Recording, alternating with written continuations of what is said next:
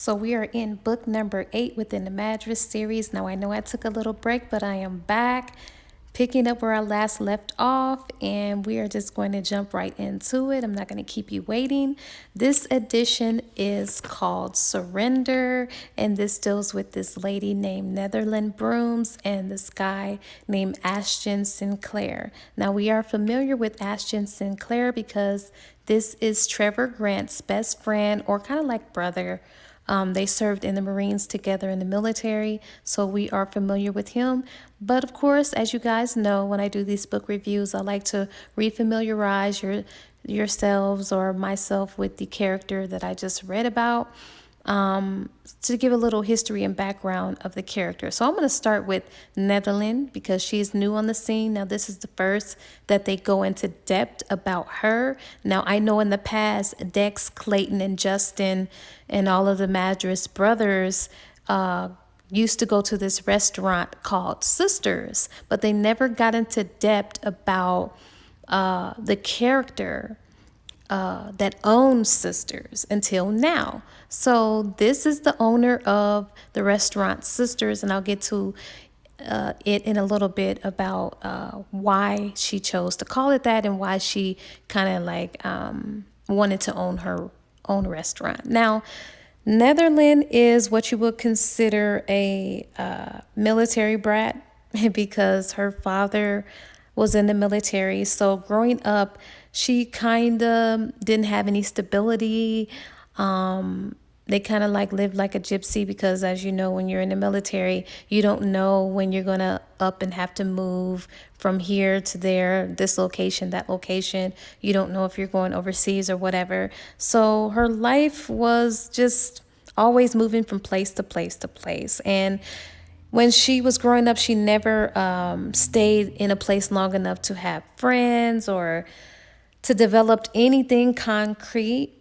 So she grew up envying women that could, form relationships and build relationships and have friends and different things like that. Now, she is the only girl out of 4 brothers, so it is 5 of them all together.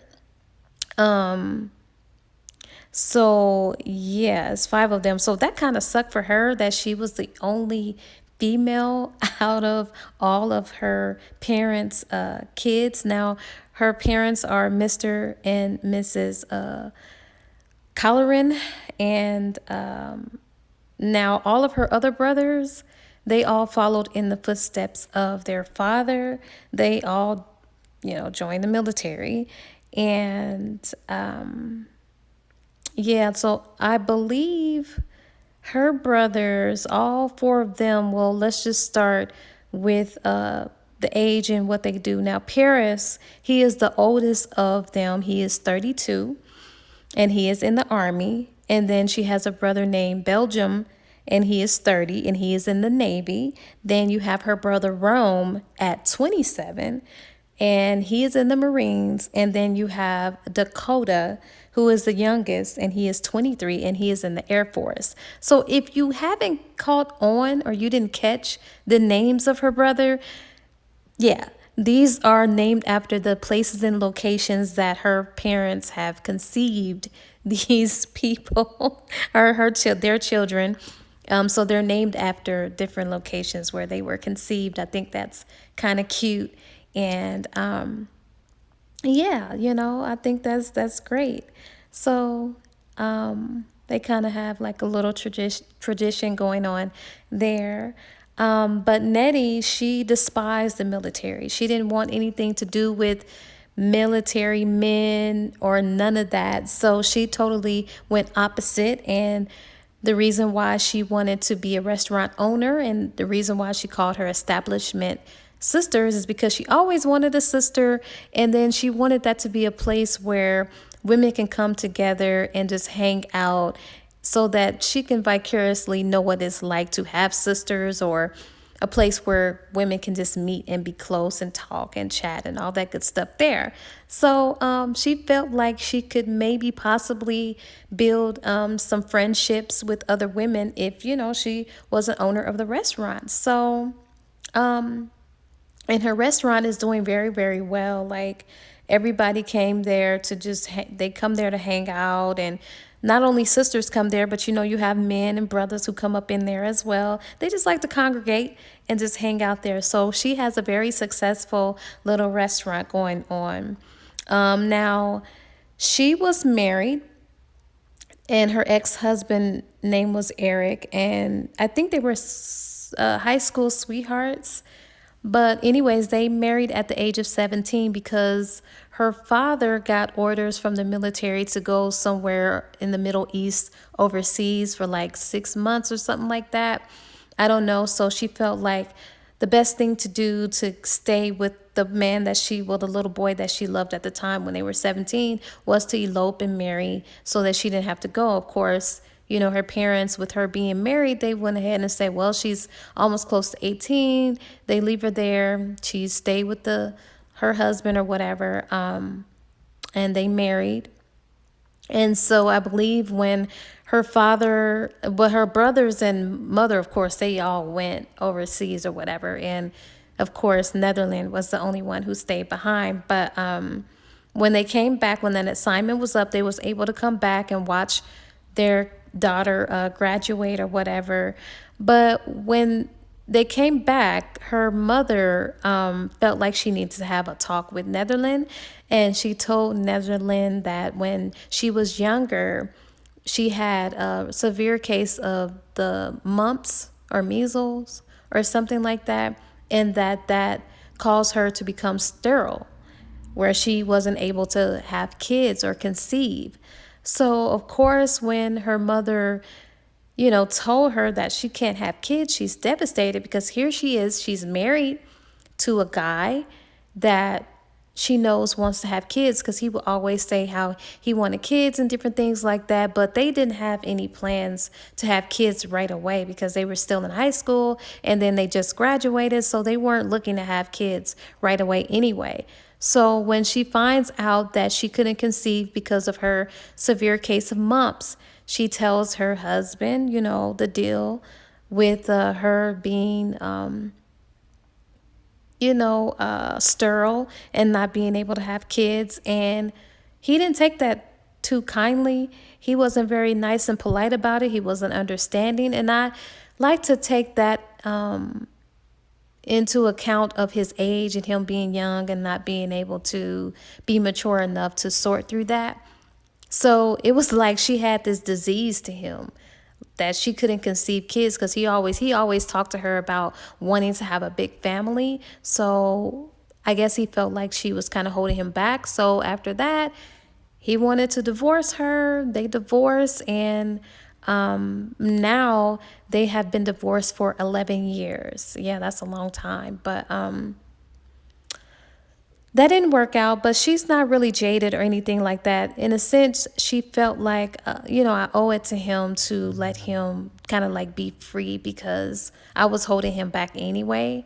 And what man wants to stay with a woman who can't give him the very thing that he always wanted, which is kids? So she was hurt, but nonetheless, she was kind of relieved that she let him fly to go off and do something else. And I believe she found out through the years that he had remarried, and he ended up having 4 or 5 kids of his own. So, yeah.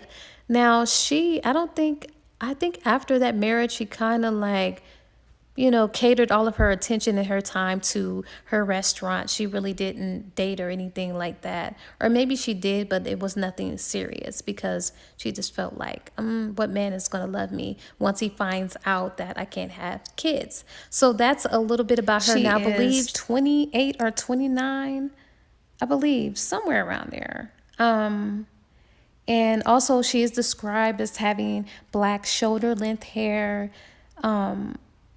I don't think they ever talked about her skin tone, but I think she's a chocolate complexion. She has nice voluptuous breasts, very curvy, nice hips, nice booty, big thighs, big legs. Like, she just got it going on. She looks really good, nice full lips. She just looks amazing, very sensual, sexy looking, very voluptuous and curvy, and she's just got it going on. So that is about her.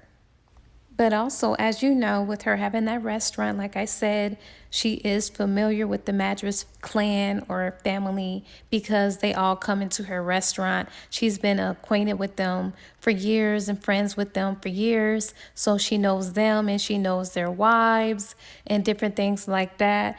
Now, she does have an immediate attraction to Ashton, which that's I'm ready to get into his character and a little bit about him. Now, she does have this attraction to him, but the problem is she despises any man that is in the military because she grew up in the military. So that is the only barrier that is in between them. Why she don't want to kind of act on this attraction. So that's how she discovers, or that's how Ashton and her start this romance. Now, with Ashton character, he's been coming in her restaurant for 3 years straight, trying to make something happen and let her know, like, hey, you about to be mine and you finna be my wife. So let's talk a little bit about Ashton.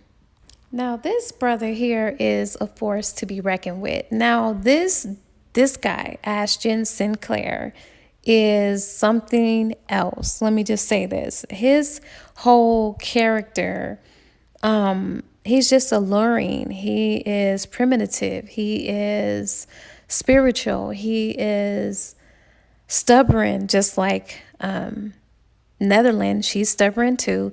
He's just a variety of different things. He's very pensive. He's piercing. He is intentional. He's just so many things. The brother he's fine, but he kind of like have a side to him. He's a little bit too persistent, too adamant, too deliberate, too not forceful, but he's just too forward a little bit. He doesn't have a shy bone in his body. He is decisive. You know, once he gets this premonition about something, that's it. He doesn't go against anything that he's feeling. He sticks with it. This brother is something else. But anyways, he is half African American and Native American. And as you all know, he served in the Marines beside Trevor Grant. They were a part of the special unit team in the military. I think they are called the Recon Service, Special Service, some little area in the military. They served together. So they're really good friends. And not only just good friends, he considered him as a brother. So he's in the military and he's a colonel. And I believe he's about 33, 34. I'm not sure. I forget his age, but this brother, I believe they describe him as being 6'4". He had this long black hair that went around his shoulders. He had these cold black eyes. He had high cheekbones, a strong nose, full lips. He just got it going on, and the brother is packing. Okay, but we'll get to that a little bit, a little bit later. Now I guess at this particular time in his career in the military, I think he's on break. He's not on any major assignment, but he is on a specific assignment to get Netherlands and to make her his wife, all because of his background. Now, he comes from a long family who have these dreams and these premonitions and different things like that of things to come or something that is going to happen in the future. It was a gift that was passed on to him because, like I said, that's kind of like something that ran in his family, especially on his Native American side. So he had this vision upon meeting Netherland for the first time when he went into the restaurant and he saw her. He had this vision that they were going to get married, and not only that, that she was going to bear his sons, that she was going to have triplets. Now, mind you, she thinks that she can't have kids, but here he is. He's seeing this vision that they're going to get married. She's going to have 3 kids, 3 sons, all at once. She's going to have triplets, and they're just going to have this amazing life together. And so, whenever he gets visions, because in the past, he's had several visions that actually came true and fell into fruition. So he kind of like has no reason to doubt the things that he is shown in these visions or whatever have you. Now, growing up, he too was a military brat because I believe his father too was in the service, and he kind of had one up on Netherland because Netherland complained about moving every 2 years or a year or something like that, but he had to move every 6 months. So that was kind of hard for him. So of course, after, going through that, I guess his parents didn't work out. They got a divorce. And so he kind of had to spend half of his time with his Cherokee people or relatives that was on his father's side. And then he would spend some time on his mother's side with her family and all of that good stuff there because you know how that goes. So, anyways, it was bad for him after that divorce because can you imagine being separated from two separate cultures? You're spending time with this culture and you're learning this and that from your Cherokee side, and then you have to hold on to your African American side and learn about that. So, he was just torn in between the two. And not only that, I believe his African American side, they didn't want him side of the family, they didn't want him speaking in his native language or whatever, because he knew the Cherokee language and all of that because that was taught to him. He couldn't speak his language around his other side of the family, and they tried to totally dismantle everything that he was taught or try to get him to disown that part of him, his Cherokee side, for whatever reason. I don't know why. Maybe because they didn't know the language and they didn't know anything about it. So they just wanted him to forget that he was part Indian, but he didn't want to do that. He wanted to kind of hold on to both sides if he could. So yeah, that was hard for him. But then even with him having an unstable childhood or whatnot, going through that or seeing how the military can break up families or whatever, he goes on and he wants to serve and be a part of the military himself. And I think the heroic characteristic in him is the reason why he wanted to join the military. He always wanted to defend someone and have this honorable type of reputation, and he just loved serving others, and he loved to just make sure that he is doing some type of service that is going to leave a legacy for him and his family and different things like that. So I thought that was very commendable of him to want to still do that and join the military. And I like how he wanted to hold on to both sides of his cultures, and embrace who he was in a whole. So I thought that was great. So they have something in common. So I'm glad about that. So it starts out, and he's just sitting in her restaurant, in Netherlands restaurant, and he's just sitting there admiring her and staring at her and looking at her and reflecting on how they initially met. Now, you all do remember Trevor Grant, right? Now, Ashton Sinclair is the one who rescued Trevor Grant and Corinthians Avery out of the Brazilian forest or something like that. He was the one who came to rescue them and get them out. So, of course, you understand and you know how Trevor Grant and Corinthian Avery's story ended. They ended up getting married or whatever. And so that is where Netherland and Ashton met initially. They met at Trevor Grant wedding reception area.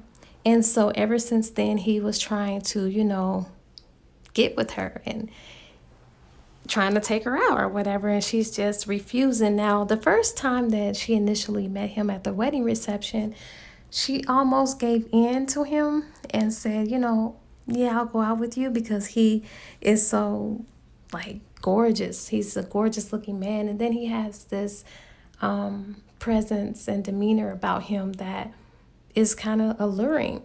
So anyways, so he's sitting there, he checking her out or whatever, and she's watching him look at her or whatever, and they're kind of like looking at each other, but he is just not taking his eyes off of her. Like, she's trying to play it off or whatever, trying to play it cool, like she's not looking at him. But she started like lusting after him when she was looking at him, like she never done that before, because nobody could hold her attention like that, like he has or like he can, because he just had this presence about him that demanded attention. And while she was lusting after him and looking at him, she noticed how all the other women in there were just looking at him, having their tongues all out, just practically almost dribbling and with their mouths open at how gorgeous he is. Like, every woman who looks at him, they want him. They would give anything to get this man to be interested in them. But of course, he's not fazed by anybody else but Netherland. He wants her. So,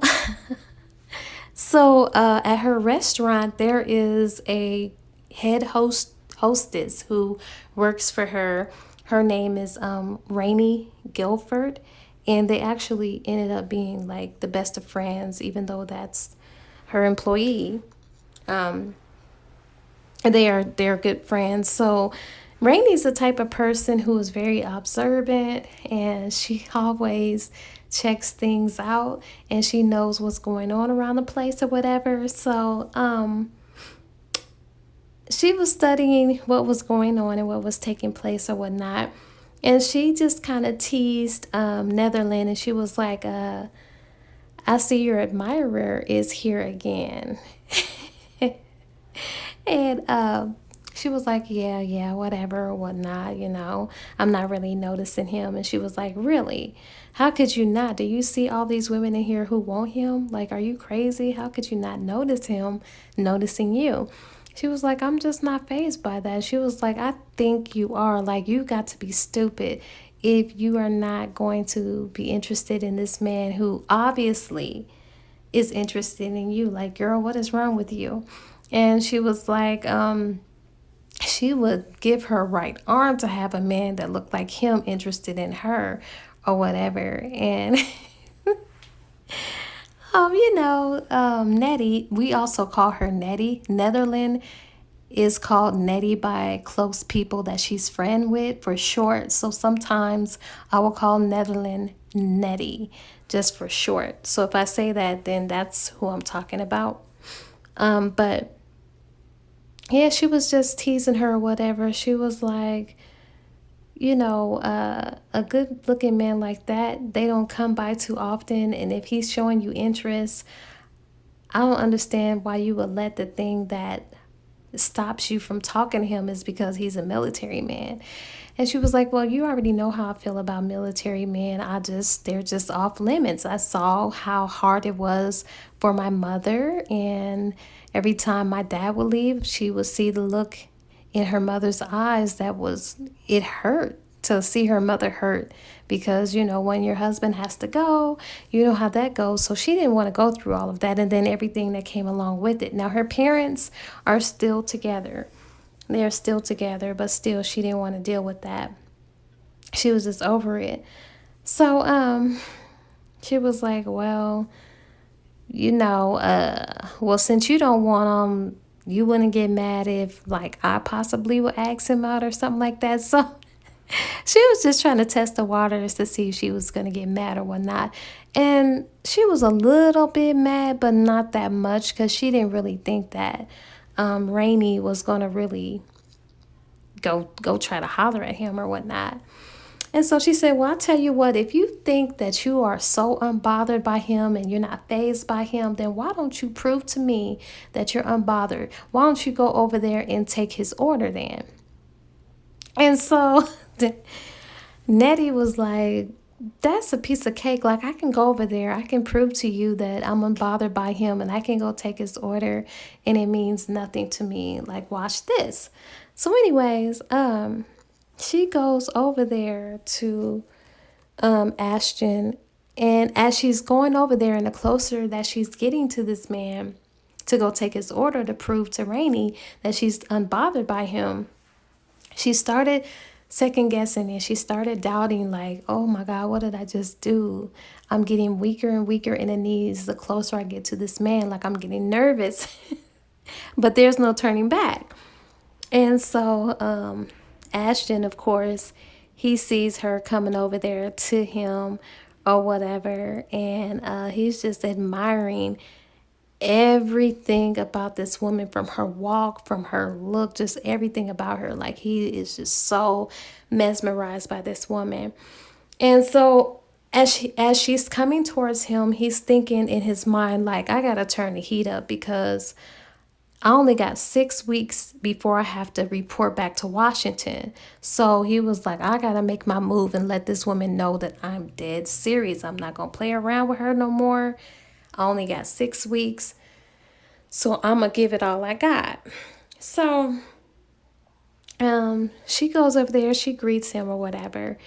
And she was like, hi, and what would you have tonight? We have dinner specials and all of that on the menu. And then he was like, I don't need that. I know exactly what I want. And he closed the menu. And she was like, okay, because actually he had been in there real tough lately. Like, he'd been in there for the past week, just sitting there, not ordering anything and just looking at her. So she figured, like, he probably is ready because he should be. He's been in here long enough to know what he wants. So she was like, okay, well, what is it that you want? And he just said, I want you, Netherlands. And when he said that, like, everybody in the restaurant, because like I told you, all the women in there just be looking at him.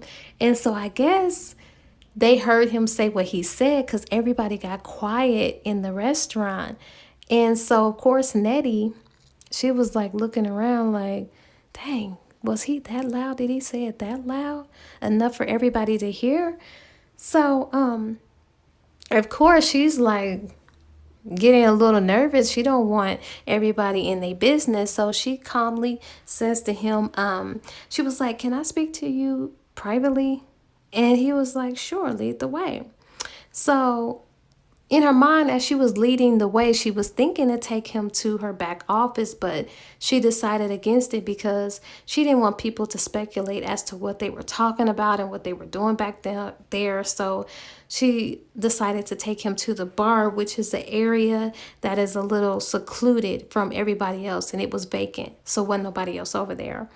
So, of course, when they go to the bar area, the bartender comes out and she comes over, and of course Netherlands says to Kit, that's the bartender name, Kit. She was like, I don't need anything. It's nothing for me. And so of course she asked Ashton, she was like, do you want anything? And he just smiled at her and he was like, I already told you what I wanted already. And so Nettie was like, well, neither of us are going to have anything to drink, so thank you. So the bartender leaves or whatnot. And she was like, you take pleasure in stirring me up, don't you? And he said, yeah, but not in the way I like. And she just shook her head because she didn't know what to do with this man, because this man has been just coming on to her, and she keep telling this man no, she's not going to go out with him. So she just didn't know what to do with this man. So she said, look, it's time we have a long talk to straighten out a few misconceptions, don't you think? And he said, what misconceptions? And she said, well, evidently you think if you keep showing up here each and every night, you'll finally wear me down and try to get me to comply to you and consent to go out with you, but it's not going to work. And he says, it won't. And she was like, no, so stop wasting your time. And besides, look around. There's all these other women in here that would love to jump at the chance to go out with you. And he says, but not you, huh? And she was like, no, not me. But I thought I made myself clear to you about the reasons why I don't want to go out with you. And she told him, she said, it's nothing personal, but I have a hang up about military men. So that's all that is. And, he was reflecting on what she said, because she did tell him that why she wasn't interested, and that she didn't have a thing for military men or whatever. He thought about that, but at this point, he really didn't care. He told her, he was just at that point, he knew that their destinies were entwined because of the visions and all of that mystical type of powers and visions, and all of that ran in his family was passed on down to him. So for that very reason, he already knew there was nothing that he could do or that she could do to kind of like intervene and stop what was meant to be. So he just said, how you feel about us getting involved, it doesn't matter anymore. And she said, it doesn't? And he was like, no, because it will happen. And she said, no, it won't happen, because I won't let it. And he was like, you won't be able to stop it. And so when he said that, because he said it with such confidence that it sounded promising to her. So at this point, her stomach was kind of like fluttering with dread. But she kind of quickly dismissed it. But she knew that she didn't have to feel afraid, because what he said was kind of forward. And if you have a man telling you something that is very forward and then it sounds pretty promising, that can make a woman feel a little unsettled, like she's not really safe in the company of this man. So crazy thing is, she didn't really get that sense about him, because she grew up with men, or around men in the Marines long enough to know that they held a code of honor, and that they stuck by that no matter what. So she really didn't feel threatened by him. So but nonetheless, they was kind of quiet, and she was kind of like trying to dissect what he was saying. And so after they was quiet for a while, she just asked him, she was like, why won't I be able to stop it? And he just glanced at her, and he was trying to test the waters to see if she was ready to handle what he was about to say next. And he was like, well, I had a vision. And she laughed, because she thought it was a joke. She really thought it was a joke. But then when she looked at his face and she saw his facial expression and that he was serious and he was not laughing, she was like, oh man, he is not joking. And so she says, this vision, was it about me? And once again, he took his time to respond, because he wanted to just kind of like lay it on her easy, not do too much. But he already was doing too much, because the things he was saying was pretty forward. So he was like, yes. And he told her the vision that he had, that they would get married. Now, he did not tell her the other vision that he had, as far as like with her having triplets, he decided to keep that to himself because that would have been way too much. So he thought that he would give her a little bit at a time. So the only part he shared was that he had a vision that their souls will be entwined and become one, and that they would be married. And that's what he shared with her. And so at this point, she's just looking at this man, and she could not believe how he was telling her this. She didn't want to believe it. And she tries to deny it. She was like, I don't know why you had that dream. You're not always right. And he was like, oh no, the mystical powers that I have in my bloodline, in my family, I have every reason to believe that this is going to happen because, like I told you, my forefathers and people in my family, this is a gift. And whenever we see something, it happens exactly how we see it. So there's nothing that we can do about this. And she was like, no, you're wrong. You're wrong. Just stop it. Please. I know, I hear what you're saying. And I appreciate your bravery with trying to tell me what you think is going to come. But I'm telling you now that you are wrong and this is not going to happen. And so as she's sitting there looking at him, all he does, he just smiles and he said, look, there's nothing that you can do to prevent it.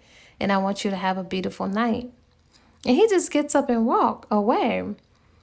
And so, of course, like I said, Rainey, her head hostess, she's very nosy, very observant. And so when Netherland comes over there, she was like teasing her a little bit. She was like, oh, so this man thinks that you are going to be his wife and that he is going to be your husband and y'all going to get married. And she was like, can you believe him? Like he would say something that forward or something like that. Who do he think he is? And so Rainey was like, well, apparently he thinks that you're his future wife and he's your future husband. That's who he think he is. And so at this point, she was like, I don't care what this man says. And she was like, well, what are you going to do about it? Rainey asked her, what are you going to do about it? Are you going to call the police? And she was like, no, I'm not going to call the police or anything like that. It's not that severe. And she was like, oh, okay, because I'm just trying to make sure you don't feel threatened or anything. And she was like, Netherland was like, no, I don't feel threatened. I know how to handle this man. I'm just going to sleep on it and I'll come up with a great idea. So she goes home that night. She does a lot of tossing and turning, which meant she didn't get any sleep that night. So she wakes up the next morning, and then also she didn't come up with any answers as well on what she was going to do and how she was going to handle Ashton. So the next morning, she goes to her job because she actually had a 10 o'clock appointment with Sunita to go over a few things with her. And of course, when she got to her job, she saw Sunita's Mercedes, parked beside her spot in the parking lot. So she goes in there, and as soon as she goes in there, she sees Rainey. And of course, Rainey wanted to know, well, what's the verdict? Did you come up with any answers on how you're going to handle Ashton? And of course, she didn't have no answers. And she said, but that does not mean that I'm trying to give in to him or he's wearing me down. I just didn't come up with anything yet.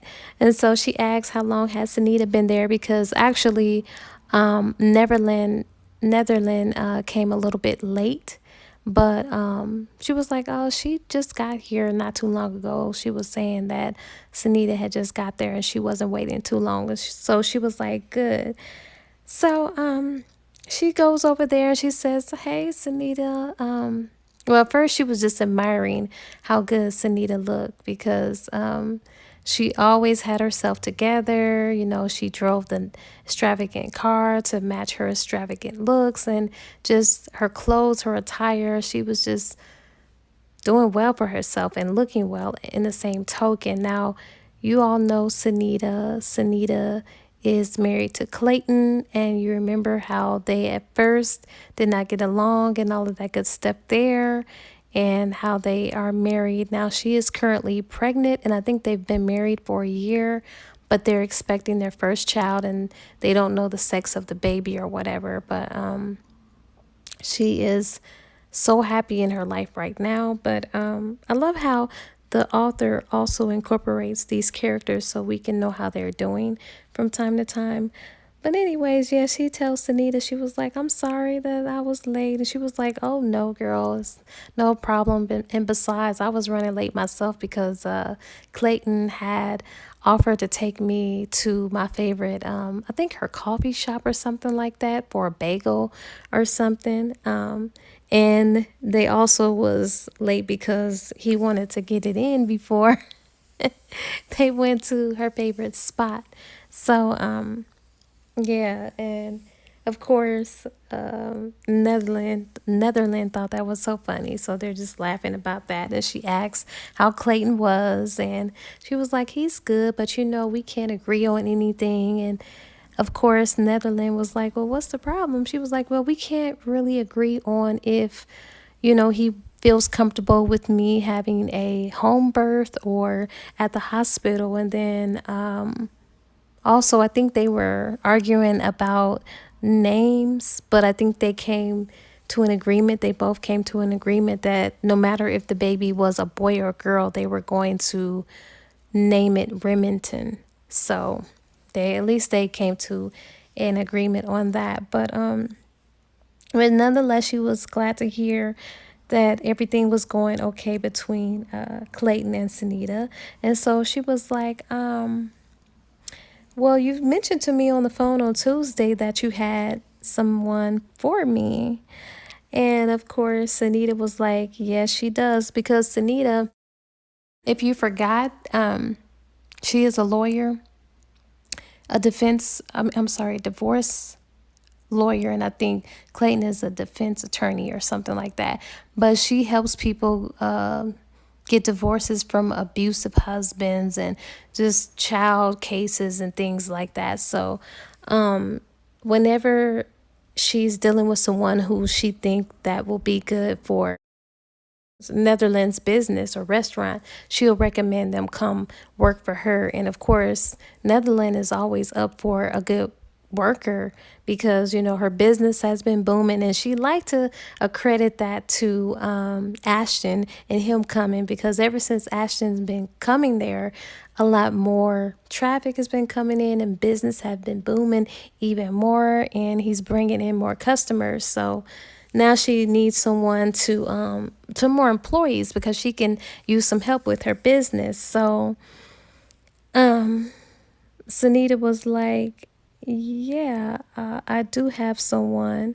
And she was like, so let me just tell you a little bit about her. Now, the girl that she is recommending to Netherlands is this girl named Jada Roberts. Now, Jada Roberts, I think she's very young. I think she's like 21 or something like that. But anyways, Sunita is currently going through the proceedings to get a divorce finalized from this nut that Jada was married to. I think his name, I forgot that boy's name, but it'll come to me later on. But her husband is very abusive.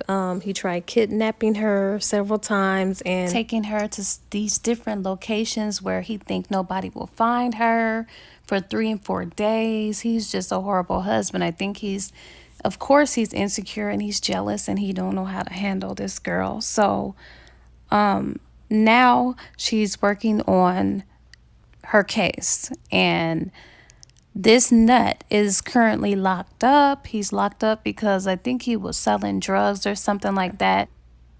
There was a bust, and he is currently locked up serving some time.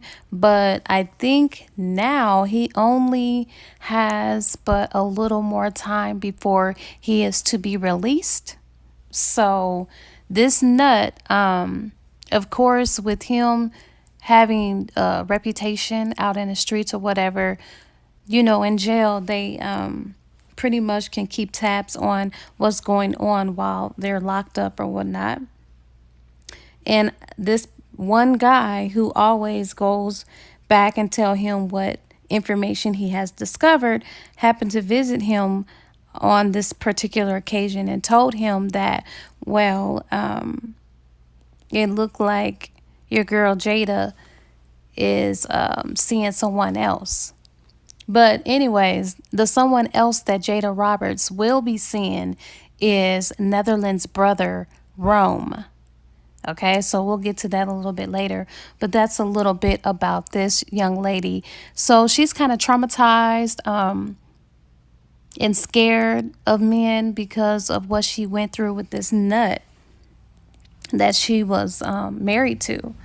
So that's what so that's what's happening now as far as with the case with Sunita and this girl. And she kind of feels like this will be good for her to gain some confidence and some independence so she could feel a little bit better about herself. And so, of course, Netherlands has a soft spot for women or whatever. Hence is why she created her restaurant, Sisters. So she's all for this. So she don't mind. And she was like, well, shoot, when can she start? And she was like, well, she can start as soon as possible. And she said, good. So we'll just go ahead and set that up and have her come on in and we can get her started. And so Sunita was like, cool. Now, also, Sunita has recently decided to come up with this brother auction so that she can make some money, or the proceeds can go to this charity called the Children Home Society. It's for underprivileged kids. Now, she came up with this idea a year ago, which last year, I don't know where that auction was held, but it turned out to be an awesome success. So, of course, with that going good, and it's for a good cause, she's deciding to do it again this year. But this auction is going to be held at Sister's restaurant. So that's why her and Netherlands are sitting there talking to go over the details of everything about for this upcoming auction, and everything like that, because it's going to be in 2 weeks. So it's getting down to the wire. It's 2 weeks away. So, of course, Netherlands was asking how the brothers auction was coming along and different things like that. And of course, Sunita said it's good because we got some eligible bachelors. I think the women are really going to love who we have chosen this time and all this stuff. Now, there is this particular woman who everybody in the town knows about. Her name is Angela Meadows. I think she's like 31, but she's bitter. She's been through some things. She's jaded, and she goes out of her way in whatever way she can to give men a living hell. That's just what she does. She does this for a living. And I guess she calls herself trying to get back at men and give them the headache that she received from whatever man it was that kind of scorned her. So last year, she had bidded on some guy. I think his name was Alex Maxwell or whatever. That was the guy that she bid on, and she took him out, and word has it that she treated him so horribly and just gave him a headache that everybody is kind of like trying to stay away from her and don't want to be involved with her. And if they know that she's going to try to go up to bid for them, that they will forfeit themselves. It's just really bad. And so, of course, they get to talking about how that went last time and was laughing and joking. But Sunita was saying, well, this girl here is really serious this time because she actually has been saving every paycheck for this upcoming auction in 2 weeks. And also she's taking out from the bank. So she is really trying to win again. This girl is serious. And so Netherland was like, oh, wow, really? And of course, I think Alex, the one she went with last time, is going to be up for the auction. And she was just joking, like, he has to be careful because she's looking to bid on him. And then Sunita was like, well, actually, I hear that it's somebody that is really popular and who gets women's panties in a bunch that is going to be a part of this auction. And everybody and their mama is trying to bid on this special guy because of the details surrounding what it entails with this guy that they are going to bid on. Now, the details is that this guy and whoever the lucky woman is, they are going to have a weekend trip in New Orleans. So that means close quarters, and that means that is their opportunity and chance to kind of claim him or try to tie him down. But what Netherland doesn't know is that Ashton Sinclair actually had some strict details. He pulled some strings to bid on himself because even though he may have a highest bidder or whatever bidding for him, he is going to bid on himself and then in turn going to choose who he really want. And of course, that's going to be Netherland. But Netherland, she doesn't know this. But yeah, so he already has things set in motion on how this is going to play and how this is going to end. No matter if, he is getting bidders, it's going to work out in his favor the way he wants to. So Sunita is saying all this and that. So, of course, Netherland was like, well, I'd like to know who is this guy that everybody is in an uproar about or over. And Sunita was like, well, it's Colonel Ashton Sinclair, Trevor's Grant's friend. And of course, at this point, she's trying to play like, oh, oh, him. Like she's not mad or jealous, but on the inside, she is fuming mad and jealous, and she can't even make out why she's mad or jealous because she don't have no dibs on him. Like, they're not together. They're not an item. Even though he's pursuing her, they're not together. But for some reason, she's jealous a little bit. And so that's that. They wrap up their conversation and, come to a close with that. I'm so tickled. I don't know what to do. This girl is so funny. So, anyways, she goes back up there, and of course, Rainey is looking or whatever. She's nosy and she's teasing her once again. She was like, so why is it that you think you didn't come up with any answers as to what you gonna do about Ashton? She was like, I don't know. Like, it's not even that serious. I'll come up with something eventually.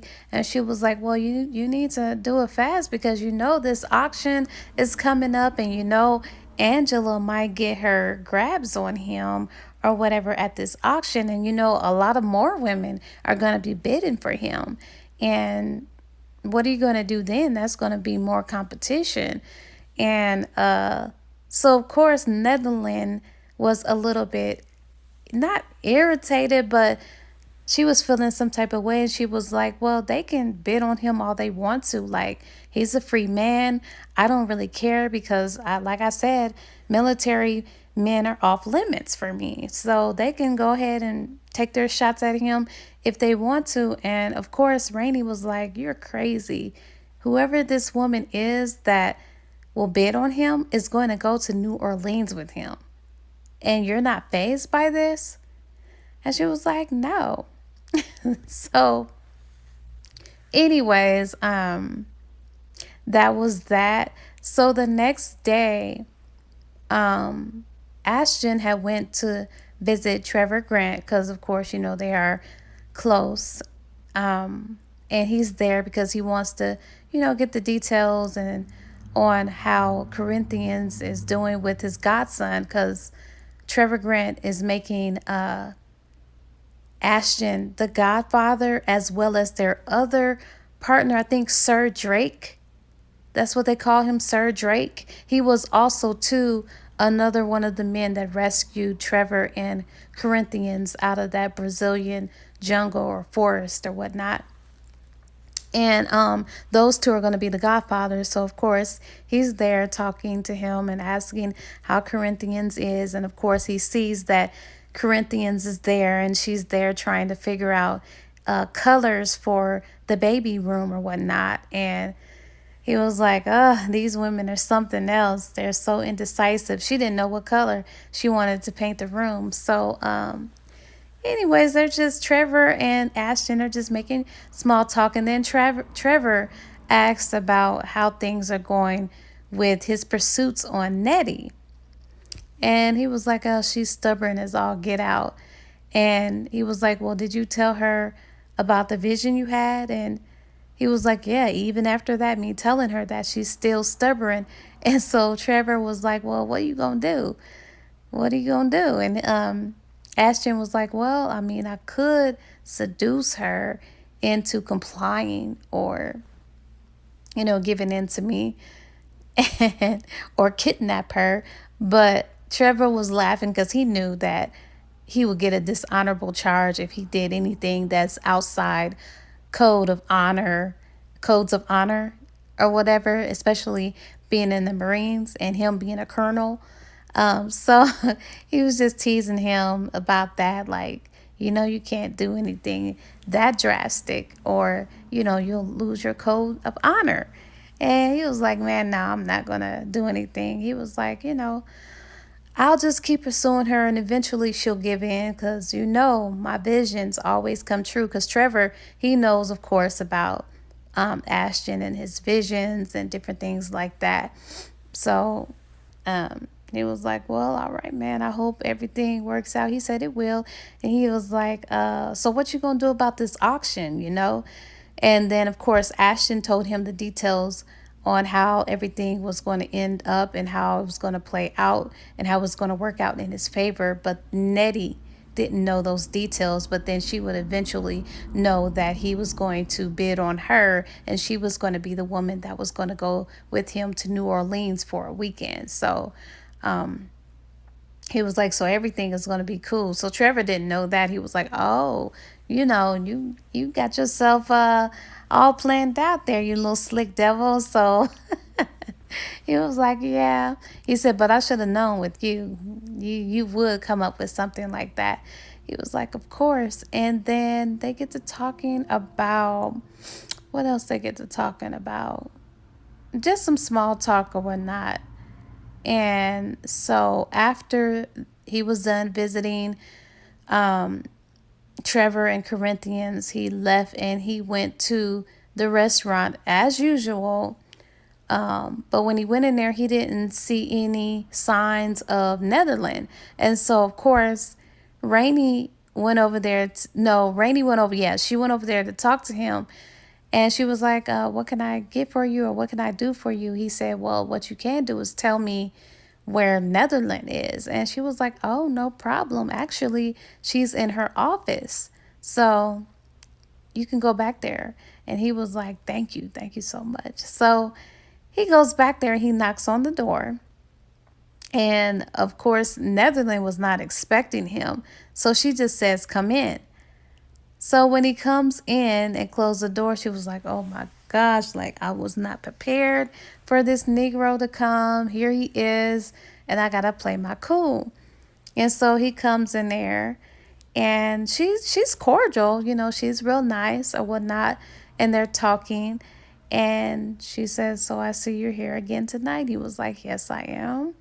And they just started talking about their past, her experience and her life growing up, because he was just still trying to figure out the details that was surrounding her not wanting to date military men and why military men were off limits. And she was just kind of saying, military men are known to be bossy and different things like that because she was around military men. Her brothers and father were in the military or whatnot, in the Marines. And so he was like, yeah, that is true, but not all of us are bossy and different things like that. And so she discovered, now she knew he was in the military or Marines, but she didn't know his rank.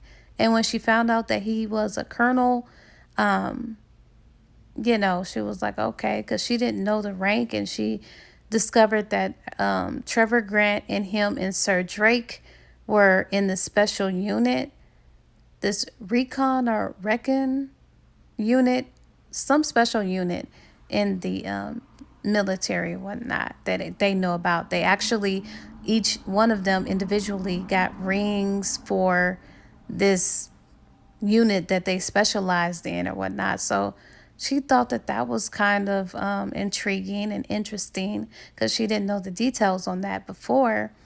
And they're just making small talk. And for the first time in 3 years of him pursuing her, she just felt this electricity that she couldn't explain. And so she brings up the auction. And she was like, yeah, so I want to know the details surrounding you wanting to put yourself up in this auction.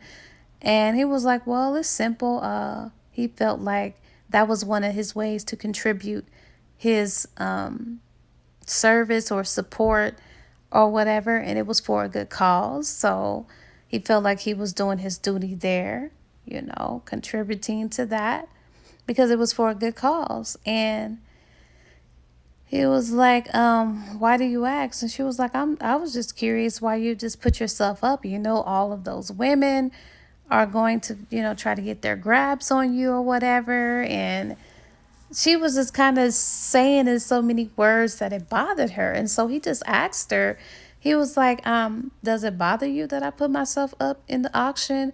And at first she was trying to, well, she didn't really deny it, but she didn't really admit it as well.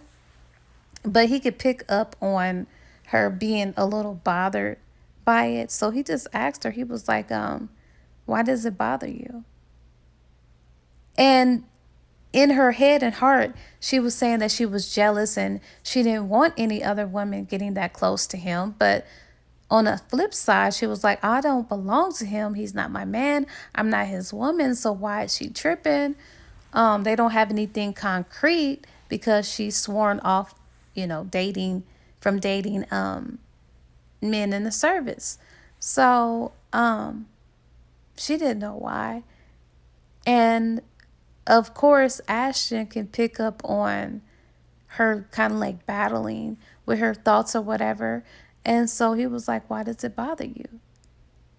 And so they just had this moment that he knew or could sense why it bothered her, that she was a little jealous and that she wanted to be the woman that was chosen for this auction to go out with him in New Orleans. But he was thinking in his head, now he didn't tell her his plan that he had already bidded on her anyway, that he was going to bid on himself and choose the woman that he wanted to select to go to New Orleans. He didn't share that with her, but he was thinking that in his head, like if she only knew that she is the one that I'm going to select and always wanted to select to go with me to New Orleans.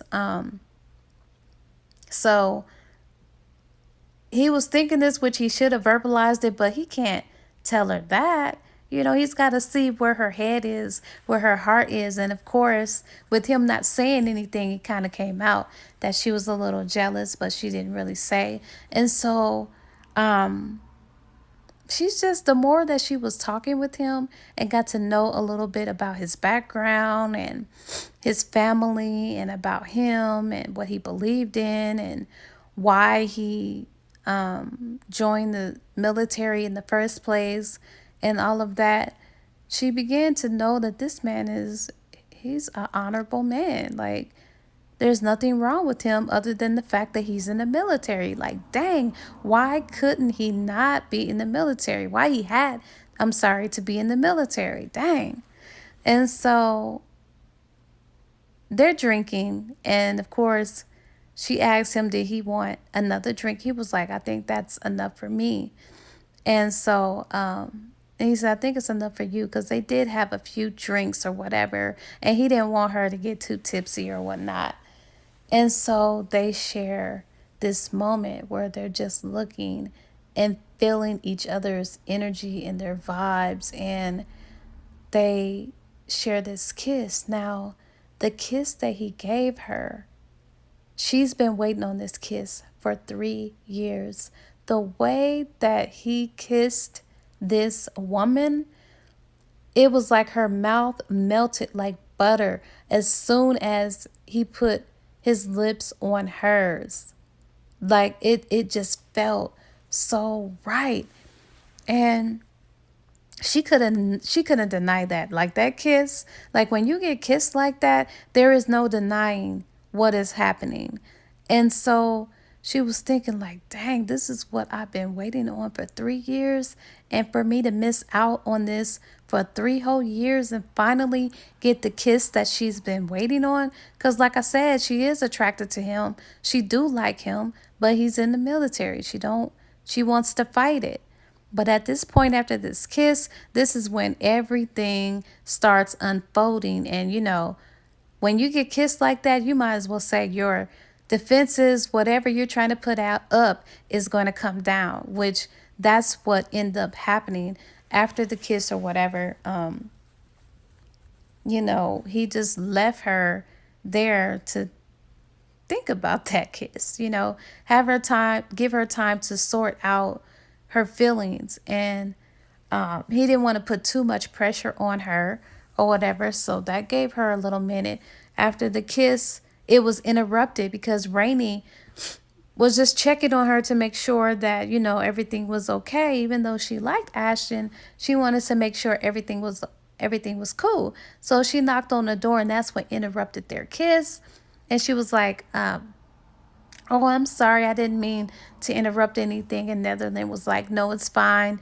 We're just wrapping up or whatever. And so Rainey closed the door. And of course, he excused himself. He said, well, I think I better go. That's my cue to go. She didn't really want him to go, but he left anyways. And so, of course, when Ashton leaves, Rainey comes in there, and she was like, what did I just walk in on? And she was like, it was nothing. It was just an innocent kiss. Don't worry about it. She was like, girl, you need to stop playing. And she was like, I'm not playing. Like, he's in the military. Like I said, I'm just not going to like date this man. What don't you understand? And she was like, well, like I said, like I told you earlier, this auction is coming up and you about to lose him. And she was like, she got mad. She got mad that time, and she showed her frustration. And at that point, Rainey knew for sure that, okay, this woman really likes him. And so I thought that was so funny. So as time goes on, after a few days or whatever, or that same night, she's just thinking about this kiss that they shared, and she's sorting through her feelings, and she's thinking about the auction and how she feels about that, and how, another woman could be in close quarters with him. And she's just fantasizing about him and that kiss and how good his lips tasted and how it tastes, and just all of that, just thinking about him or whatever. And so the next day, she goes to work or whatever. And mind you, I told you about the new girl, Jada. And Jada, she's working there. She's been working there for about a month now. And she's being a good employee, just doing everything that she's supposed to do. And just really just being a good service to her restaurant or her business or whatnot, whatever. She likes her or whatnot, but she could tell that there's still a little sadness in the girl's eyes. But she pretty much knows about her background or what have you. And so she's just smiling at the thought of her and how good of a worker she is. And so anyways, while she's in her office or whatever, Rainey says, your boy is gone. And so Netherland turned around and she was like, excuse me, what are you talking about? And she's like, you know, he left town. And she said, what do you mean he left town? And she was like, I don't know, but rumor has it that this woman named Carolyn Taylor said that she saw Ashton getting on a plane for DC yesterday while she was at the airport. And she was saying how when he was in his military uniform, how all the women was checking him out and they was just acting a fool. And everything like that. And everybody was wanting to know when he was going to come back. And so Netherland, of course, her being the stubborn woman that she is, she was kind of like acting unbothered, and she didn't want to admit that she had missed seeing him or whatever, or was going to miss him, or had been missing him for the past 2 nights because she hadn't seen him come in there. And so she was like, well, I thought you knew. And she was like, why would I know that he's gone? And she was like, I don't know. I mean, after Tuesday night when he came into your office and y'all was in there talking for about an hour or whatever, I would think that you would know everything that there is to know about that man. So she was like, just because we was in there, it doesn't necessarily mean anything that I'm going to know him. She was like, girl, please, considering that you are the woman that he think he wants to marry or he knows he's going to marry, girl, please, I'm not listening to you. And she was like, look, he's not marrying me. He's not, Rainey. So regardless of what you think happened back in my office, nothing has changed. My position is still the same. We're not involved. And she was like, well, whatever. You know, I got every good reason to believe that you are involved because when you came out that office, your lips were swollen. And I know y'all was kissing or whatever. And so she was like, whatever, you know, I'm just, she tried to change the subject real quick. And so she was asking Rainey about Jada as well, like, how do you like her or whatever. And she was like, yeah, I like Jada. She's cool. She seems real nice or whatever. You know, she liked her, whatnot. And so she was like, but I think she kind of going out of her way a little bit too much. But other than that, she's cool. She was like, yeah, I like her too. And so as they were talking, the phone rings. And so Netherlands, she picked up and she was like, sisters, this is sisters. How can I help you? And so Sanita was on the other end. And Sanita was wanting to know if I did any catering. And she was like, yeah, I do catering occasionally. Why? What's up? And she was like, I know this is short notice, but can you please come over and drop off some food for me? You know, I know it's late notice, but I need some food catered here because I didn't have a chance to cook anything for, I guess, this gathering that they were going to have or whatnot. And she was like, "Oh, girl, that's fine. I don't mind doing that. I'll be over there and I could drop it off or whatever on my way home." And she was like, "Oh my gosh, thank you so much." And she was like, "No, girl, don't mention it. Everything is cool. It'll be all right, and I'll see you in a little while." And so, of course, Netherland, as promised, goes over there to cater the food or whatever. So Sanita comes and she was like, "Oh, you are such a lifesaver. Come in." And she helped her with the food or whatever. And she was like, "I don't know what I was thinking to play hostess for these fellas poker game tonight. They're having this poker game and I wanted to volunteer to cook food for them, and I got kind of tied up at work, and you were such a lifesaver because I don't know what I was thinking, but nonetheless, you're here to the rescue. Thank you so much." And of course, Netherland was like, "It's no problem." So everybody's there, like all of the Madras wives. You had Deck's wife there, Justin's wife there, Clayton's wife there, everybody, Lauren, Caitlin, Corinthians, even the Madras sisters are there. And they're just in there, just having a good old time, just having girl talk or whatever, or whatnot. And Netherlands, she didn't want to feel like she was intruding because, after all, she was there to bring the food. But Sunita was like, "No, don't feel that way. Like you're more than welcome to stay and hang out with us. You don't have to feel that way." So she does, and they're just talking and joking or whatever. And so it's like only I think Corinthians is the one that's pregnant. Yes, Corinthians is pregnant, and of course Anita is pregnant. And I can't remember if anybody else is pregnant, but they was joking with Netherlands. It was like, if you hang around us any second longer, you might be getting pregnant pretty soon. And of course, they didn't know that Netherlands cannot have kids. And of course, Netherlands had to explain to them, well, I can't really have kids, so that won't be happening.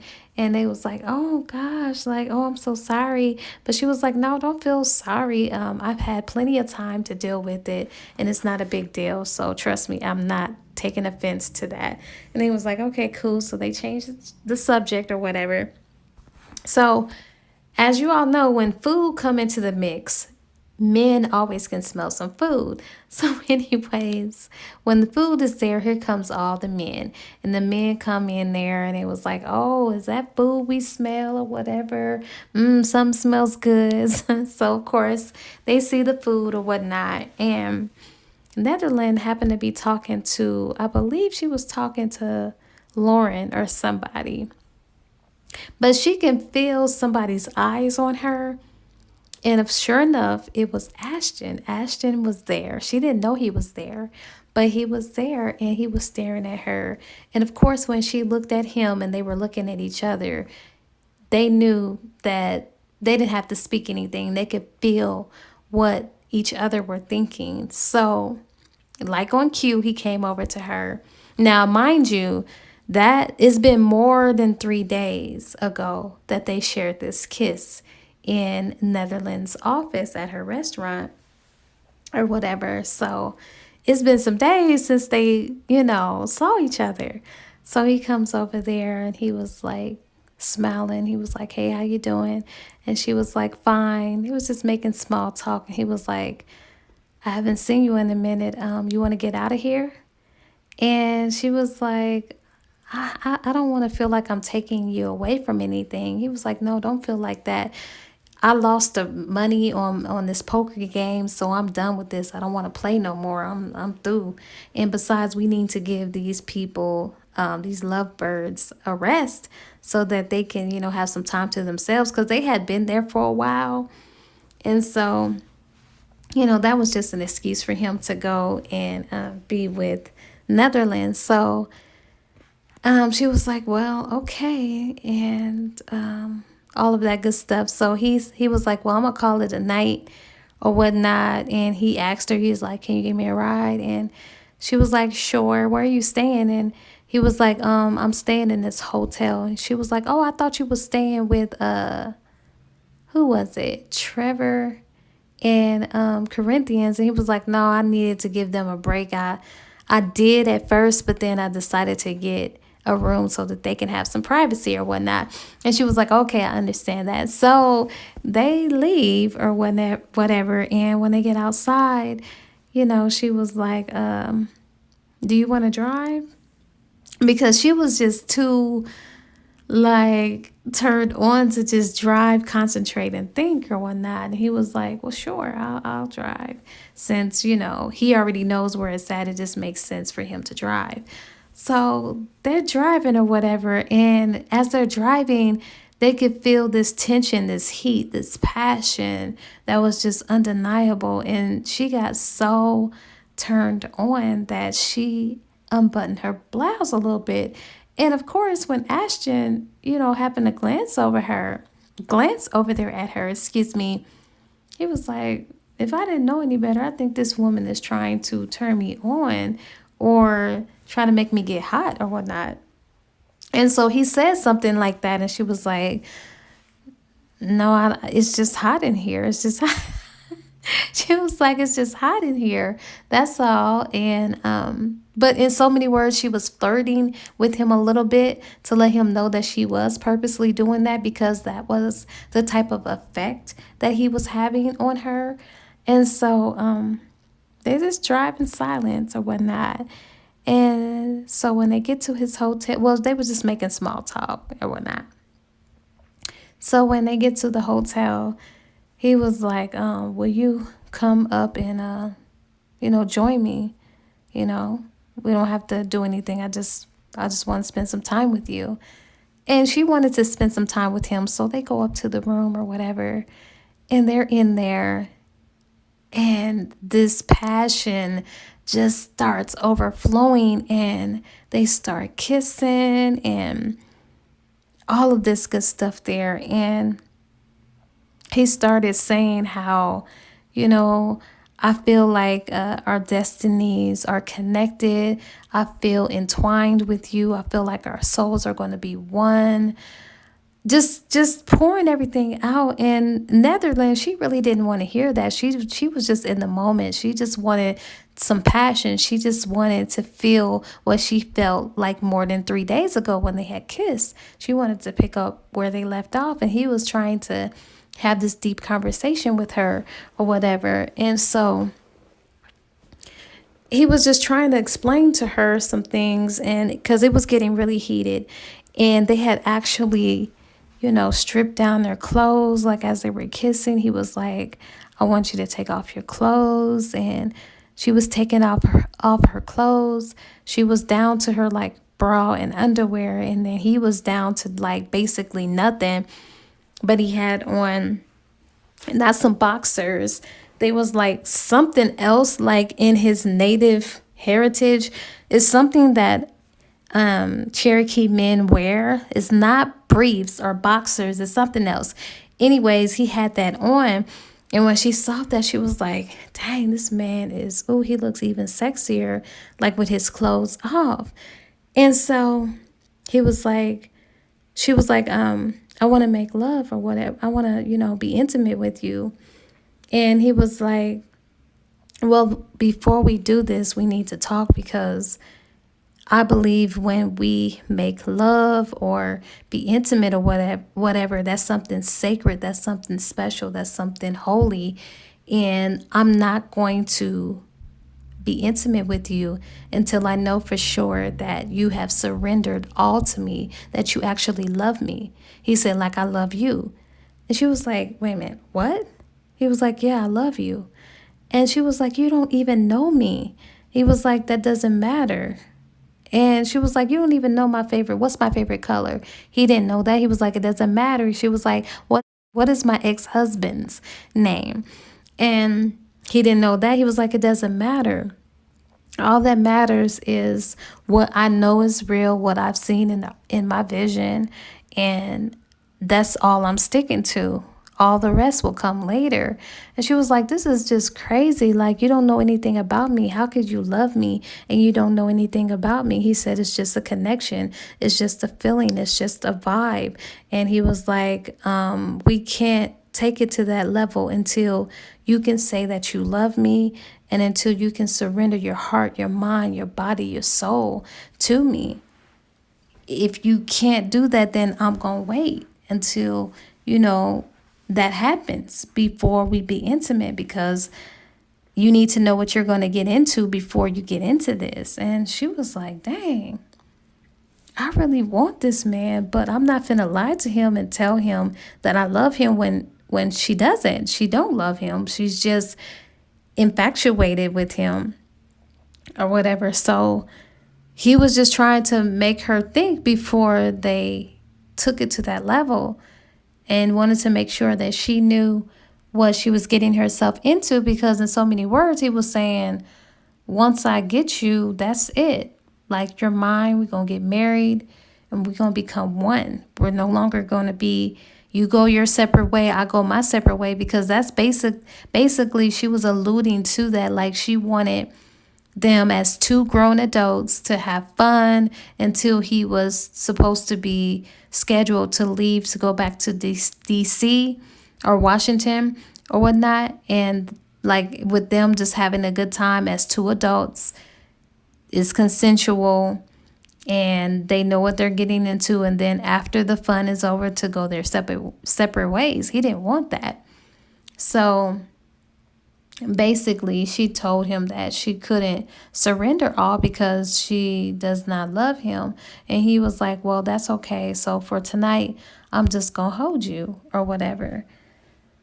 So he just holds her, and she was like, dang, I really wanted to be intimate with this nigga, but he didn't want to be intimate. And that gave her a lot to think about. So they just laid in the bed, and she was just trying to wrap her mind around everything that he was wanting, that he was expecting from her. Not that, obviously not that night, but for her to think about that. So she knew that this was going to be difficult because she had some things to sort through. So the next day, she's at work and she's just looking out the window, and she was just thinking about the memories from last night and how he was just practically half naked before her while she was in his arms, and how he had his body pressed up against hers, and how solid it was and muscular it was, and how masculine he was. It was just, oh gosh, and how they had that talk. And when they were having this talk, they were sitting Indian style. He had them sit Indian style. So I guess it's something that, I don't know, Cherokee men do, whatever, when they're having a deep conversation. I'm not sure. But they were sitting Indian style, and she was just thinking how her body was just responding to everything that this man was wanting. But she just wasn't there yet. But she was thinking, she was trying to wrap her mind around it because she had sworn off military men. That was a no-no. So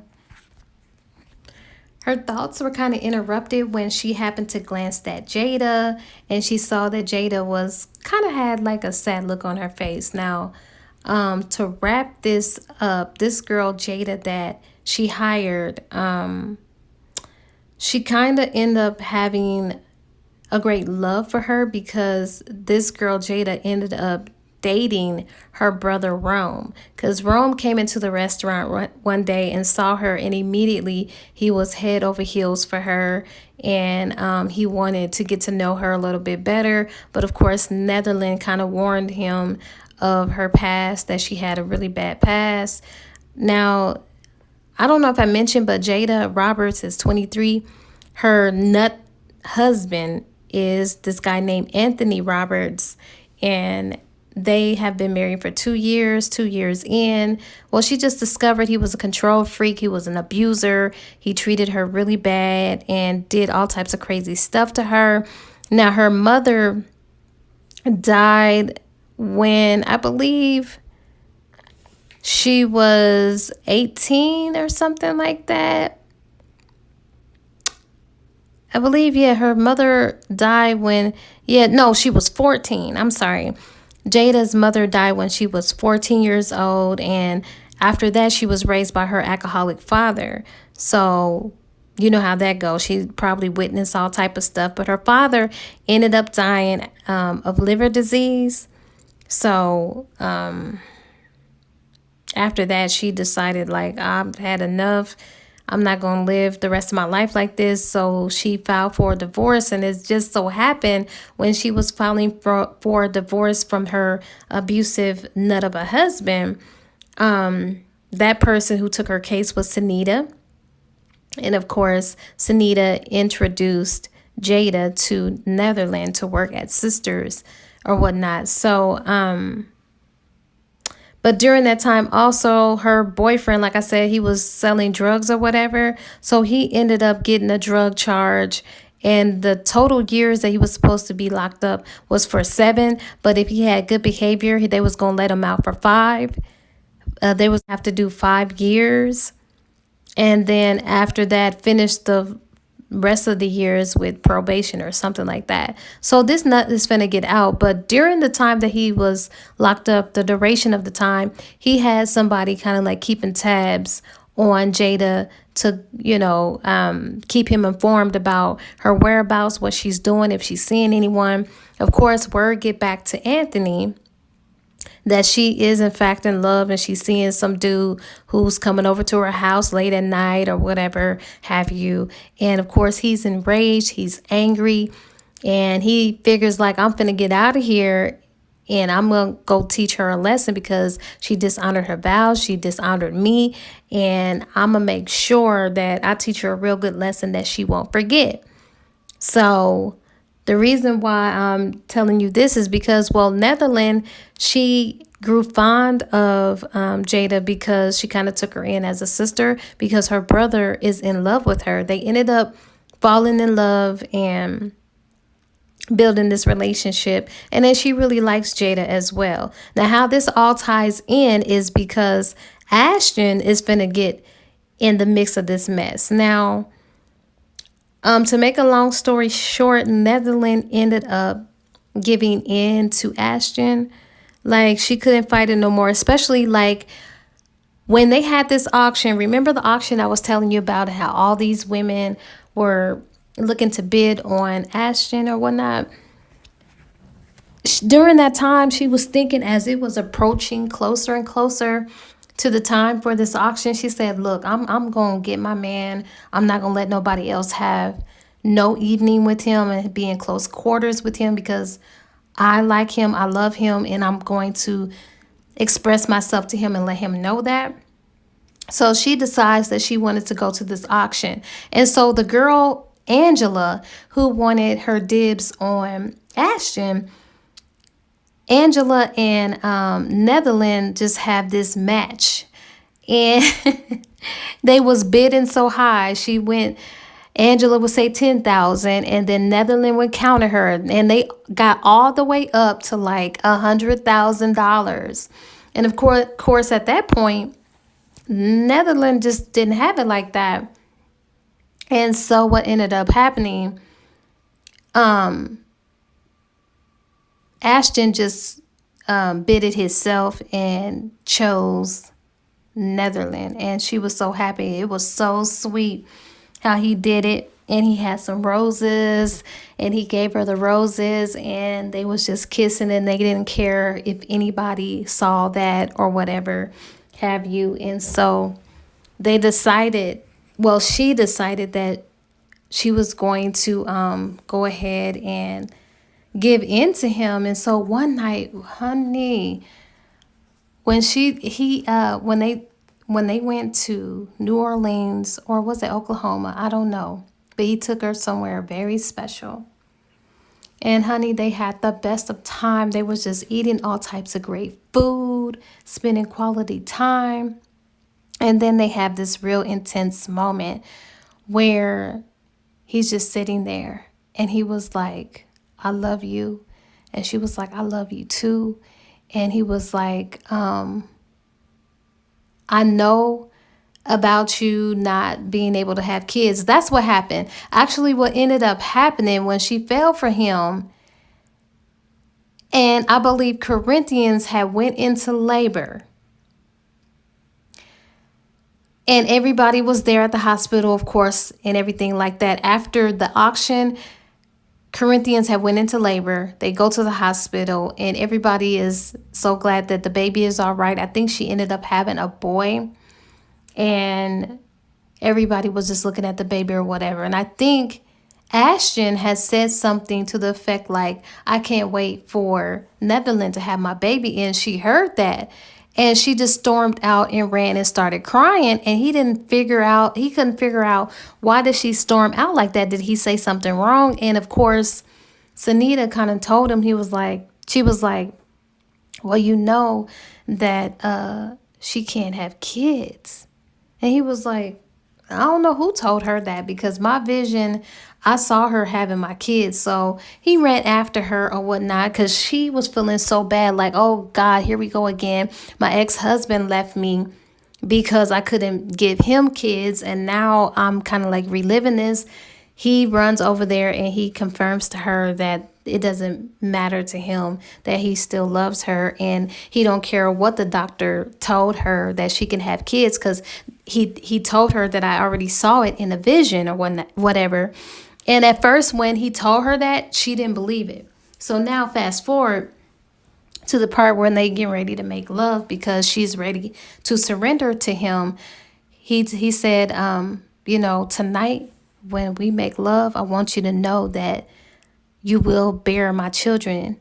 And I need you to believe that you're going to bear my children. And he has like this Indian ritual ceremony. He said, we going to get married tonight, but we going to do it the Indian way. And then when we go back, we going to do it the Christian way. We're going to get married at a church. But right now, in this moment, we going to get married the Indian way. So he does this little ritual and he says all these, I don't know what he's saying, but he's saying it in his native language. And so he's just setting this scene up and she could feel like it was very powerful for her. And after he's done, he just looked at her. He was like, now is the time. Now is the moment where our souls will become one. Our heart will become one. And I promise you, I know you had a very unstable life and you're used to things not being stable, but I promise to give you the most stable love you have ever encountered in your life. I promise to love you. I promise to love our sons. I promise to be a good husband to you and honor you and respect you and all of that. And I will love you forever. It was just, it was so amazing. Everything he was pouring into this woman. I was like, oh, this man. And when he was saying this to her, this is the first time she actually believed it. Like before, she doubted that if she could have kids. But in this moment, she believed that she really was going to get pregnant and bear this man's sons just like he had envisioned it. So they become one and when they were kissing and he was just loving this woman up, like with his kiss, his touch, his eyes, just everything was so in tune. He surrendered his whole body, his soul, his spirit, his mind, everything into this woman. And then when he strips down and he gets naked and she sees this Negro package, first of all, this nigga is hung like a horse, okay? And when she saw his package, she was scared. And she was like, I don't know if I can handle that. And he was like, no, don't worry about it. Trust me, baby. Your private part will accommodate and stretch and fit around my penis like a glove. And I was like, oh. So, honey, he was like, so are you ready? He was like, I'm telling you, it's going to be fine. So, honey, when he got that woman and he took one deep, strong stroke in her, he just put it in. It's so slow. And her body just immediately melted around that man's private part like it was a freaking glove. And she was so amazed that she could take all that. Like she could handle all that. Honey, and he was making love to this woman like she was the best looking thing on the face of this earth. He was making love to her like it was a freaking tsunami happening outside and the world was about to end.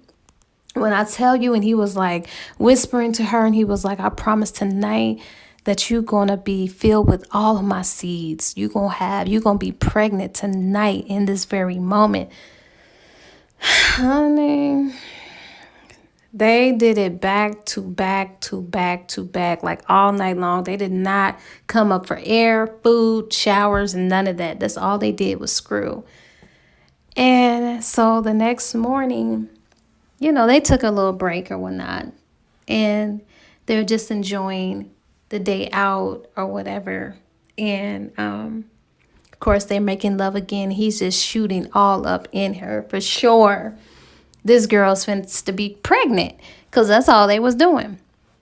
And so when they was laying down that night, he had a vision. And in the vision, he saw himself in some fire and fire was all around him or whatever.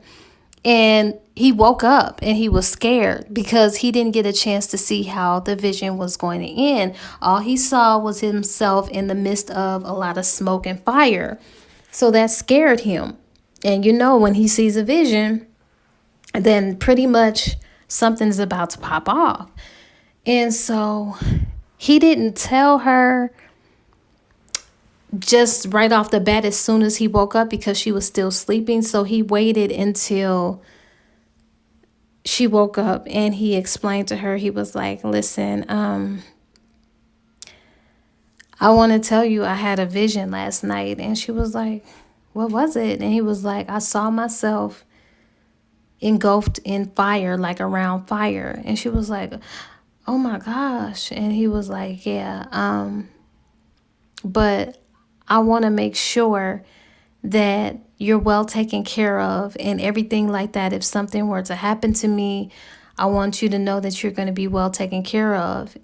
And I can't promise you what's going to happen, but just know that you will forever be in my heart, right here in my heart.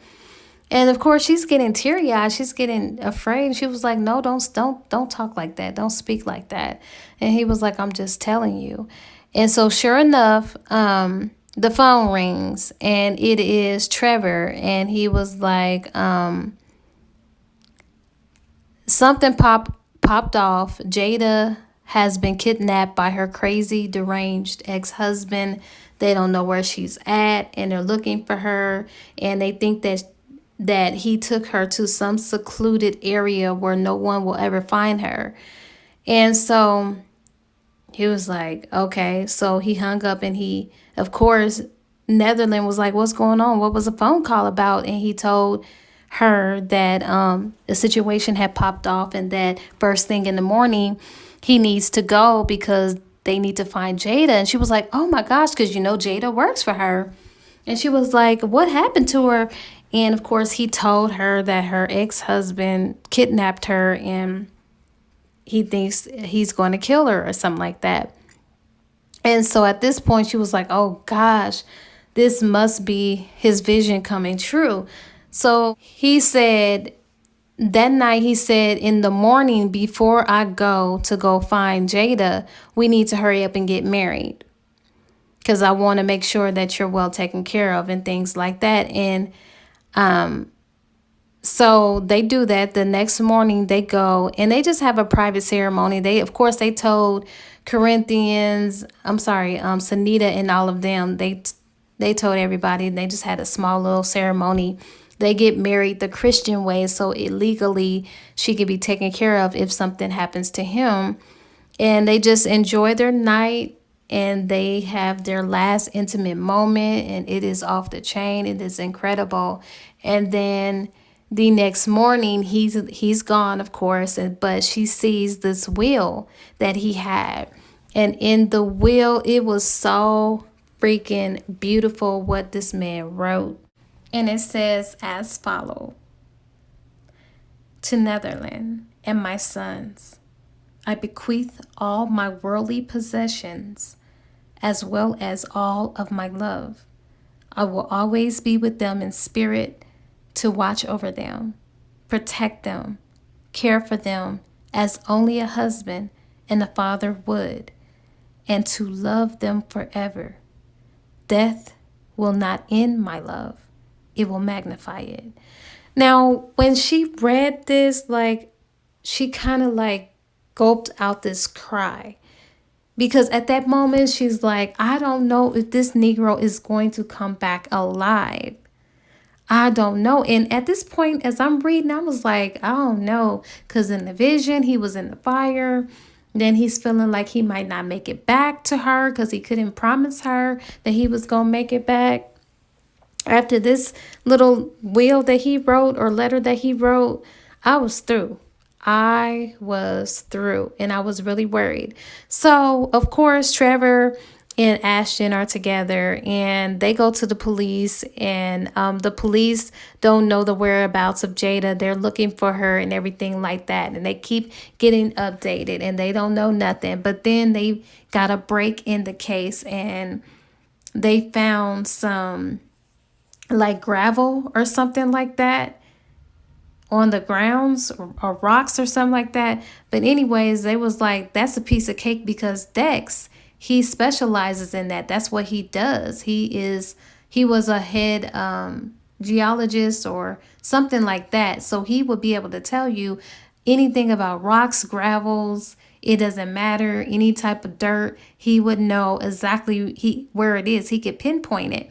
So anyways, they bring Dex in. Dex was able to tell them exactly where he think that may be. And I believe, or was it Dex or was it Ashton? I think it was Dex.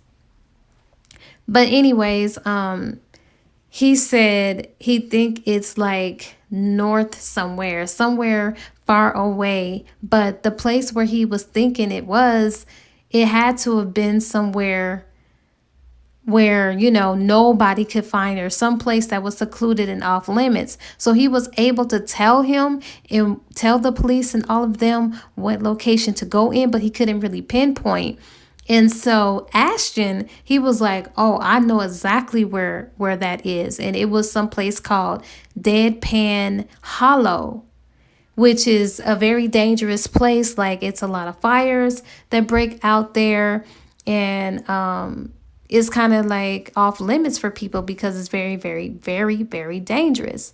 And so the police tell them that. They was like, oh no, we can't go up there. It's very dangerous or whatever. We can't get involved with that. That's outside of our jurisdiction, whatever have you. So of course, Trevor and Ashton take things into their own hands and they try to escalate the matter. And I believe Trevor was able to contact somebody higher up who could get this order put out for them to go and help. And sure enough, they were able to Trevor was able to pull some strings and they were able to go to this place, Deadpan Hollow, to see if this is where this Jada girl is. So they, take the chopper and Trevor and I believe Sir Drake, his fellow Marine buddies, go with him and they drop him off there because this is what Ashton specializes in. This is his territory. He knows a lot about this place and he knows how to maneuver his way in any dangerous situation. So he went out there. And of course, as he's out there, they're keeping tabs on him because they was able to talk to him through their walkie-talkie or something. But somehow, some way, during some time in his search for Jada, they lost contact with Ashton. So at this point, nobody knows how he's doing. They lost contact with him. And of course, Netherland is so afraid and she's nervous. And of course, her brother Rome, who is involved with Jada, is very concerned as well. And then also, the police was looking for Anthony, that nut who took her out there, but they ended up finding him and arrested him. But he wouldn't budge. He wouldn't tell them where she was or whatever. But it didn't matter at this point. They already knew where she was. So anyways, so at this point, Netherland is nervous. She don't know what's going on. They can't update her. And so at this point, she's fed up. She was like, look, since y'all can't keep tabs on him no more and y'all can't update me as to where my man is, I'm getting on this plane and I'm going to see about my man. And of course, they was trying to protest. The people higher up was like, no, it's too dangerous. You can't go on this trip with them. And so with the look and the tenacity that she had in her eyes, Trevor was really proud of her that, this girl's a tough cookie. Like, she really is trying to stand by her man. And so Trevor was able to get them to cool off or whatever and allow Netherland to go. And because he was like, you got to think about it. The first person that Ashton would want to hear or see would be his wife. So just let her go. So they do. And honey, so they're over there traveling to this location. Now they couldn't let her go deep off into the this place, Deadpan Hollow place. So she was like waiting on this waiting near on this, what do they call it? Not balcony, but she was just waiting in the area where, the helicopters come or the choppers come to safety. She was right there, as well as no, Trevor and them, they went to go see if they can locate him and put out the fire or whatever. So she's just waiting, and they're waiting and they're waiting. And finally, the chopper was able to locate and notice that Ashton and Jada were in the midst of this fire. The fire was so bad, they was trying to put it out, and they was able to lower a rope for them to hold on to and pull them up to safety. And of course, Netherlands, she was just so nervous. And so the chopper comes and it lands to safety on safety ground. And she sees this stretcher and she was like, oh God, oh God, oh God. She sees Trevor get off the chopper, and she sees Sir Drake get off the chopper. And then she thought she saw Ashton. She thought she was seeing things, but then it was him. Like, she saw him. And of course, when she saw him, she was like, baby husband. And she runs over there and hug him. And he was just so happy that he made it out alive, because he had almost given up. Before the chopper came, he was just down to his last breath, and he was like, I'm just gonna give up. But that's when they came, and he was so happy to see her. The first thing he wanted to do was kiss her. Kiss her passionately. And of course, Trevor was standing there and he got a little tickled. He was like, that's crazy that the first thing you want to do is kiss your wife as soon as you come out of some smoke or whatever. And, Ashton didn't care. And so that's the way the story ended, with him being okay, with him being safe and sound and making it back to safety. And Jada ended up being okay as well. They just got a little smoke into their lungs and a couple of bruises, but they were both going to make a full recovery. Of course, Netherlands' brother Rome ended up marrying Jada and everything like that, because they fell in love. And come to find out, 3 months after that incident, they go to the doctor, and the doctor had definitely informed Netherlands that she was pregnant. And of course, Netherlands could not believe it, but she didn't want to say that to the doctor or whatnot. And so I think Ashton does tell the doctor that she couldn't conceive, but she did conceive.